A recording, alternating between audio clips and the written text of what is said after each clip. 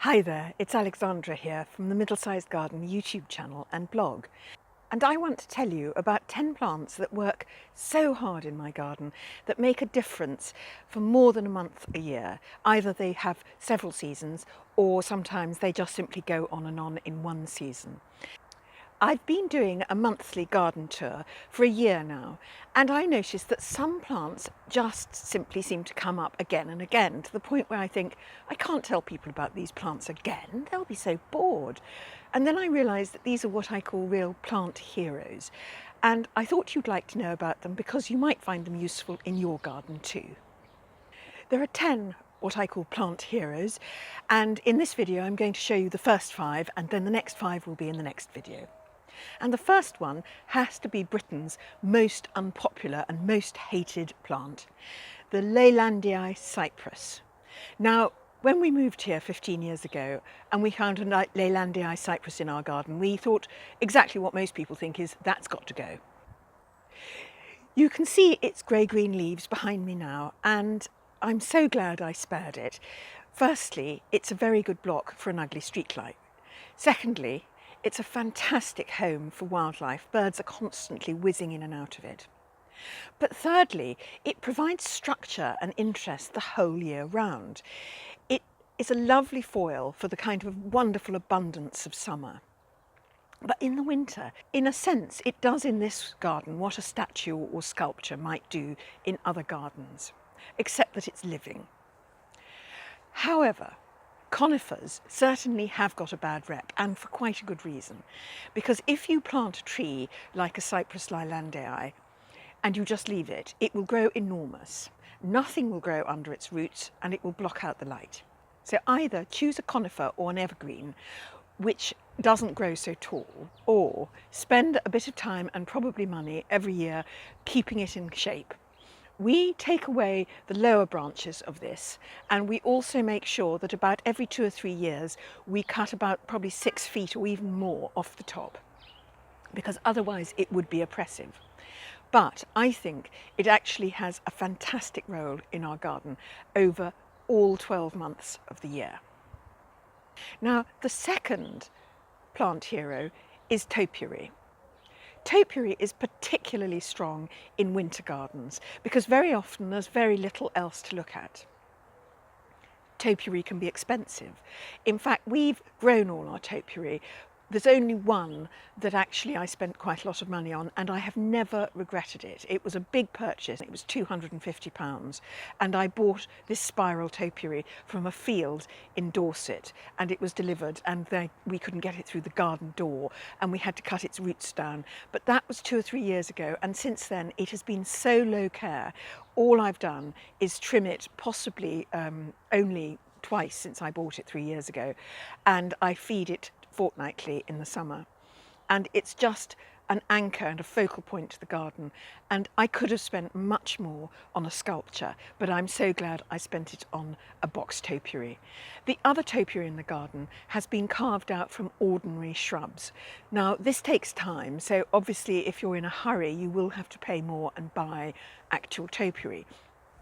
But we decided to buy 2 home oaks as young whips, and it took about maybe 5 years before they grew, with clipping every year, before they grew into the shapes that you see now. And then beside them is a holly golden king, and that was just a lump of a shrub, and a friend suggested that we cut it into a topiary shape, and we got an expert to do that. Obviously you have to pay the expert, but it's about 2 or 3, 4 hours work about once a year, so it still works out as cheaper than buying ready-made topiary. And both of these are, once again, they're wonderful focal points in the garden when there's lots going on. They sort of anchor it. But in the winter garden, when there's hardly anything there, they really sing out. So I would say that for 4 or 5 months a year, these topiary make a big difference in this garden. And I think that really justifies the time and effort you spend on them. I think grasses can be a real plant hero. These grasses are Panicum virgatum shenandoah, and I bought them 2 or 3 years ago. I planted them in pots. I cut them down around March. They slowly grow up over the summer, while the flowers are in the garden. But just at the point when the lavender around them is ready to be cut down, they're starting to make a real shape, and they stay in these pots then until the following March. So from August to March, these are actually quite a significant presence in the garden. And perhaps the number 4 hero plant is dahlias. Now, dahlias until recently were also very unfashionable, and dahlias actually provide fantastic colour from around the middle of August onwards. Some of them will come up earlier, or certainly in a very warm summer you'll get them from the beginning, almost from the middle of July. And they go on until the first frost. So if you have a mild climate and you don't really get much frost before the middle of October, you've got 2 to 3 months colour and such a fantastic range of shapes. It's wonderful. My next hero plant is the rose. Now, roses are such classic plants and everybody loves them. Now, I know that a lot of plant lovers actually say that a rose is a beautiful flower but an ugly plant. But my goodness, a really good, long-lasting rose will just make such a difference in the garden. But new rose foliage in the spring is absolutely beautiful. If you have a good, healthy, repeat flowering rose, you can have a wonderful presence for absolutely months on end. In my front garden, I have got Bonica pink roses, which have a fantastic flowering for about a month in June and July. And then you cut them back in August, and then from September to about November, there's a lovely little dotting of pink flowers. And it's the same also with this row of Cecile Brunner roses, which I have in the back garden. They are incredibly ebullient, white, foaming mass of flowers around June, and then I cut them back sort of late July, chop them back quite hard, and then from about the beginning of August onwards there is a pretty constant flowering. So they give me probably, I would say, 2 to 3 months, both of those roses, 2 to 3 months of really active interest in the garden. And number 5 in my plant heroes is hydrangeas. Now, I have some Hydrangea arborescens Annabelle in the garden, and there's no doubt that this has been used and probably overused by designers.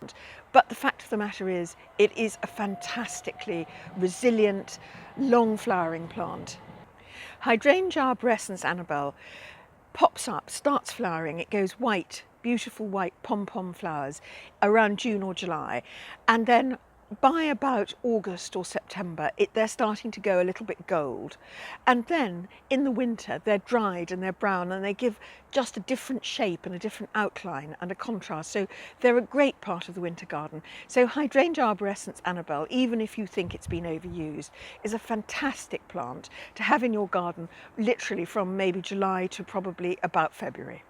Don't miss the next 5 hero plants in next week's video. The Middlesized Garden YouTube channel uploads on Saturdays with tips, ideas and inspiration for small and middle-sized gardens, because actually when you think about your garden, sometimes it feels awfully big because you've got to weed it, and sometimes it feels very small because you can't fit everything in, and that means it's middle-sized. So please join me again, and thank you for watching.